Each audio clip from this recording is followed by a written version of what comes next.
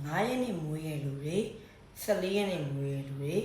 23ရက်နေ့မွေးရလူတွေအကြောင်းကျွန်တော်လည်းပြောပြပေးမယ်ဒီလို9ရက်နေ့14ရက်နေ့23ရက်နေ့မွေးရလူတွေကတခုလုံးတော့မှဆိုလို့ရှိရင်တို့ကစိတ်ဝေဒနာနဲ့တို့လှုပ်တတ်တယ်တို့မသိတဲ့အရာကိုတို့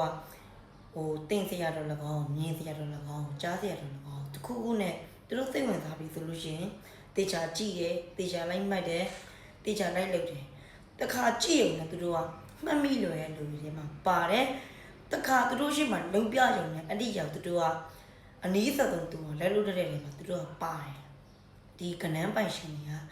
ပြောလို့ရှိရင်တို့ကမိတ်ဆွေကောင်းနေလဲဖွက်တတ်တယ်လူချစ်လူခင်လဲပေါ်တယ်ပြောလို့ရှိရင်တခုဆိုလို့ရှိရင်တို့က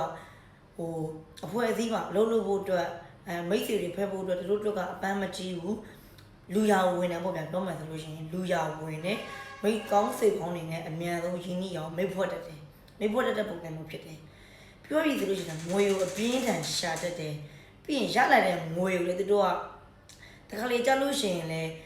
ဘယ်လိုပြောမလဲမလိုအပ်တဲ့အရာတွေအတွက်ပြန်လဲအသုံးပြုပြီးတော့ငွေကြီးကုန်ကြမှုလည်းရမ်းများတယ်ငွေကိုအပြင်းထန်နဲ့ရှာတယ်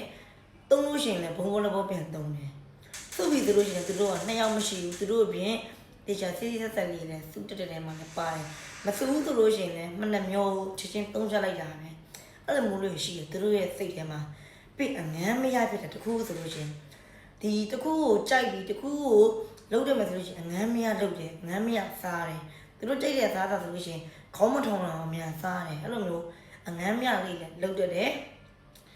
ပြီးရင်တို့မှာတခုတော့ရှိသေးတယ်အိတ်မပြောတဲ့ယောဂမျိုးလေးလည်းဖြစ်တတ်တယ်တို့အဲ့9ရက်နေ့14ရက်နေ့23ရက်နေ့မိုးရဲ့လူတွေကအိတ်မပြောတဲ့ယောဂမျိုးလေးဖြစ်တယ်ဒီအိတ်မပြောလို့တို့ကဒီအိတ်သေးတွေပါတောက်တယ်တခုခုကိုလုပ်တယ်ဆိုလို့ရှိရင်အဲ့ဒီရောင်ဆွဲဝါတို့မှာအဖော်လန်ကြည့်တတ်တဲ့အရာတခုအဲ့လိုမျိုးလေးလည်းဖြစ်တတ်တယ်အကျော်တွေပါလည်းတက်တဲ့ယောဂမျိုးလေးလည်းဖြစ်တတ်တယ်ဒါပေမဲ့ငါးကရန်ပိုင်ရှင်တွေက